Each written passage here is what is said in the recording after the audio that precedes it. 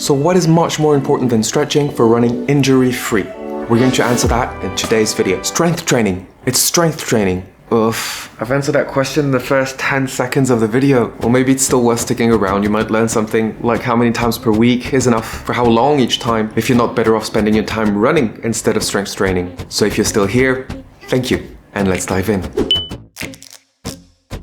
3 times a week is the answer. Oh no, I've done it again. Actually, this is a ballpark figure just because we like to alternate 1 day workout with 1 day recovery. So training every other day is a sweet spot. But since weeks are not divided in even numbers, 7 is an odd number. Why do weeks have 7 days? It messes up so much with the counting.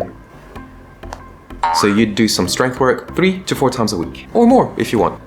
However, there's evidence that training only once a week can be very effective too, so long as you put in the work and spend enough time on each muscle group. So let's say your strengthening program tells you to do 10 sets within a week, spread out throughout the week. Well, it's kind of okay to do all of those 10 sets within one single session, say on a Sunday. This could end up being a pretty long session, but it works well if you're traveling or if you have really busy weekdays. Now, because your running is your priority, in times where you need to increase your running training, you could also start decreasing a little bit your strength training, especially if you have really tough running sessions. You don't want the strength training to interfere. That's another example where a once a week training might be appropriate too.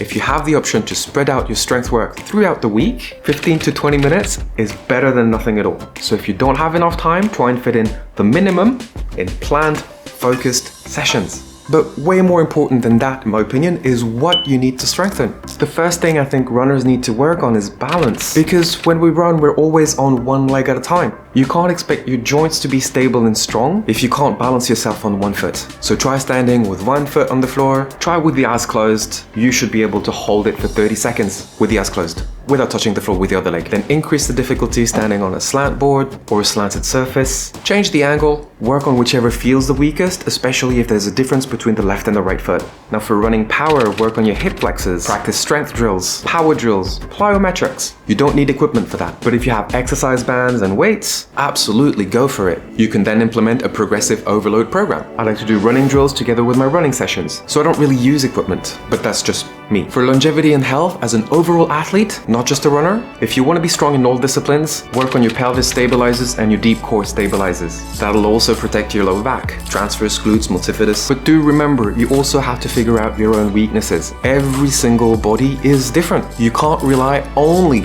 on generic exercises.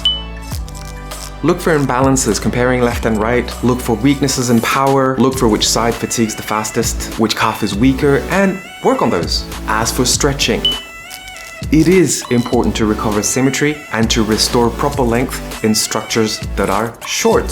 For example, the hip flexors.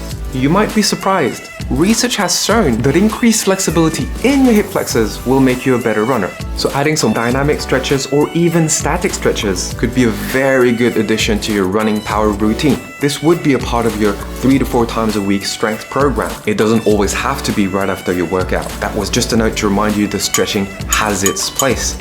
For all you stretching haters, I know that some of you might be thinking running in and of itself is a strengthening program. So why would I waste my time strength training when I could just run more?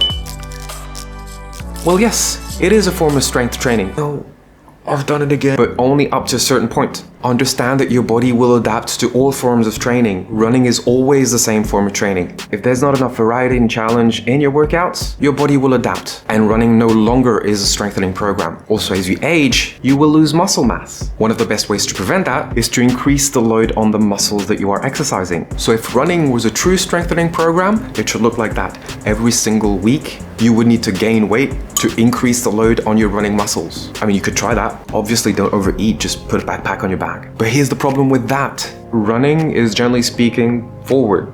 You never really run backwards or sideways. So you're going to be overdeveloping a certain set of muscles and underdeveloping relatively all the other muscles. This is not very functional. You are going to create some imbalances there. And that's assuming that your muscle symmetry is perfect from the get-go. Because if they're not, and if you have already imbalances, running will just consolidate them. And after years and years of constantly running with zero problems, all of a sudden, you get into an overuse injury that developed over the past years. I mean, not all of you. Of course, some of you might have better genetics, and of course, maybe your form is already perfect for your body and adapts over time. Because something that's perfect for your body right now, as you live and evolve, might not be perfect for you later. So in my opinion, to prevent overuse injuries that can disrupt not only your running but also your quality of life, strength training on top of running will make sure that you keep your body balanced, fit, and stronger for running. I'm not even talking about the fact that if you do weightlifting on your legs, for example, your legs are gonna get bigger and stronger, so you'll be a more powerful runner. But anyhow, this channel is more about making you an overall fitter runner for injury prevention and longevity.